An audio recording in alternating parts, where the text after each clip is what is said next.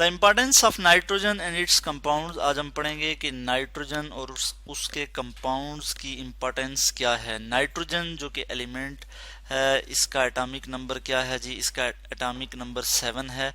इसको हम N से रिप्रेजेंट करते हैं। पीरियोडिक टेबल में हम देखते हैं नाइट्रोजन को हम N से रिप्रेजेंट करते हैं। सबसे पहले ये 1772 में डिस्कवर हुआ और एक स्कॉटिश साइंटिस्ट थे डैनियल रदरफोर्ड, उन्होंने सबसे पहले इसको जो है वो डिस्कवर किया। तो मैं यहाँ लिख लूँगा डैनियल रदरफोर्ड, ठीक है, DANIEL, डैनियल रदरफोर्ड, ठीक है। इन्होंने सबसे पहले इसको डिस्कवर किया और इसको नाम दिया गया कि ये जो है लाइफलेस गैस है। यानी जो इसका ओल्ड नेम था वो इसका जो ओल्ड नेम था वो था एजोट, ठीक है, जिसके मीनिंग थे लाइफलेस गैस, जो कि जो कि सही नहीं था, जो कि गलत था, क्योंकि ये जो नाइट्रोजन तमाम लिविंग थिंग्स, प्लांट्स और एनिमल्स में जो है ये पाई जाती है। तो एजोट का क्या मीनिंग थे? एजोट मीन लाइफलेस, ठीक है, लाइफलेस। तो नाइट्रोजन गैस जो है ये तमाम लिविंग ऑर्गेनिज्म में पाई जाती है। प्लांट्स और एनिमल्स में नाइट्रोजन जो है ये लाजमी तौर पे मौजूद है, प्लांट्स एंड एनिमल्स, ठीक है। और इसके कुछ कंपाउंड्स हैं, उनकी इम्पोर्टेंस की बात करेंगे हम आज कि उनकी क्या इम्पोर्टेंस है।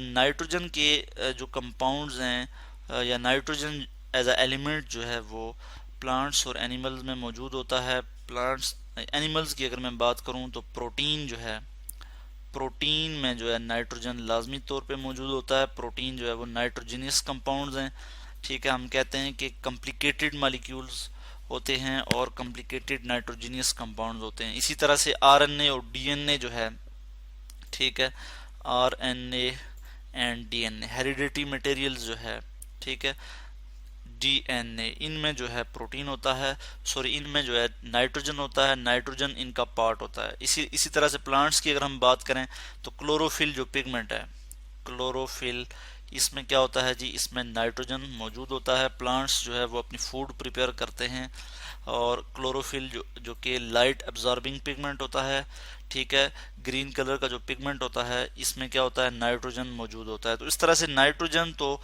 लिविंग ऑर्गेनिज्म में जो है वो मौजूद है। तो ये जो इसका कंसेप्ट था कि लाइफलेस गैस है या लाइफलेस है, जो इसका नाम दिया गया था, ये गलत है, ठीक है। बल्कि नाइट्रोजन जो है ये प्लांट्स और एनिमल्स या फिर हम कहते हैं लिविंग थिंग में ये मौजूद होता है। इसी तरह नाइट्रोजन के बहुत से कंपाउंड्स हैं और उनकी बड़ी इम्पोर्टेंस है। जैसे हम नाइट्रोजन का जो कंपाउंड है, जैसे अमोनिया जो है ये नाइट्रोजन का कंपाउंड है। इसको हम फर्टिलाइज़र में यूज़ करते हैं और इसको लेबॉर्ट्री में रिएजेंट के तौर पे यूज़ करते हैं। इसके बहुत से यूजेस हैं और बहुत सी फर्टिलाइज़र्स हैं जो कि हम जो है बनाने के लिए हम इसको यूज़ करते हैं। फर्टिलाइज़र्स क्या होती हैं?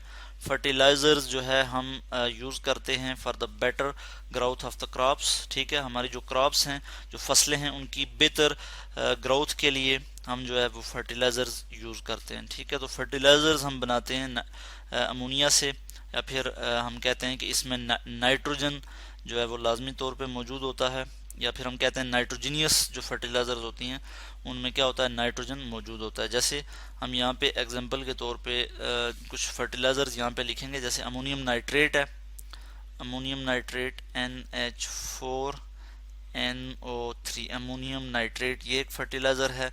इसी तरह यूरिया भी हम एज अ फर्टिलाइज़र के तौर पे यूज़ करते हैं। जैसे इसका मैं फार्मूला लिख लेता हूँ यहाँ पे, CO, ठीक है, NH2, ठीक है, और ये होल ट्वाइस हो जाएगा। ये क्या है जी? यूरिया है। यूरिया को भी हम एज अ फर्टिलाइज़र यूज़ करते हैं। अमोनियम नाइट्रेट है। इसी तरह से हम यहाँ पे एग्जांपल के तौर पे ले सकते हैं, अमोनियम सल्फेट है, ammonium sulphate NH4 whole twice, ठीक है, और SO4। चूँकि सल्फेट की जो ऑक्सीडेशन स्टेट है इस पे यानी -2 आता है और चूँकि अमोनियम पे +1 आता है, तो इसलिए इसकी जो ऑक्सीडेशन स्टेट है वो क्या है? +1 है। तो यहाँ पे हम जो ऑक्सीडेशन स्टेट है ये क्रॉस हो जाएगी, 2 इधर आ जाएगा और 1 इधर हम नहीं लिखेंगे, ठीक है। तो इसलिए हम कहते हैं कि ये क्या ammonium sulphate NH4 whole twice और फिर SO4 अमोनियम सल्फेट। ठीक है। तो जो नाइट्रोजन है या नाइट्रोजन के जो कंपाउंड हैं उनसे हम क्या करते हैं, फर्टिलाइजर्स बनाते हैं। इसी तरह नाइट्रिक एसिड है हमारे पास, HNO3 नाइट्रिक एसिड है। ठीक है। और इसी तरह से हमारे पास क्या है, और भी बहुत से कंपाउंड हैं, जैसे TNT है यानी ट्राई नाइट्रोटालीन। ठीक है, TNT यहाँ पे मैं लिख लेता हूँ ट्राई नाइट्रोटॉलीन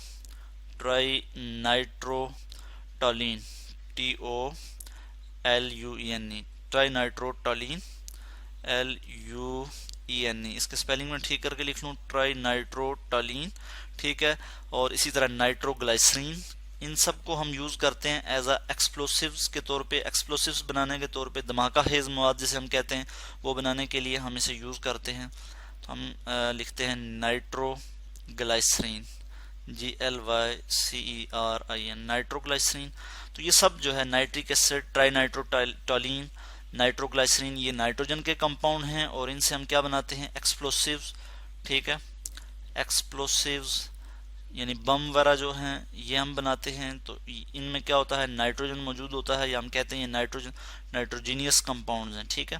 तो इस तरह से हमने देखा कि नाइट्रोजीनियस कंपाउंड्स की क्या इंपॉर्टेंस है। इसी तरह से फर्टिलाइजर्स की हमने बात की कि फर्टिलाइजर्स जो हैं ये नाइट्रोजीनियस कंपाउंड हैं। जैसे हमने बात की इसमें अमोनियम नाइट्रेट, अमोनियम सल्फेट और यूरिया है। ठीक है। हमने बात की कि प्रोटीन्स में जो है वो नाइट्रोजन मौजूद होता है, RNA DNA। ठीक है जी। इनमें क्या होता है, नाइट्रोजन मौजूद होता है। ठीक है। तो ये थे जी नाइट्रोजन के कंपाउंड्स और उनकी इंपॉर्टेंस।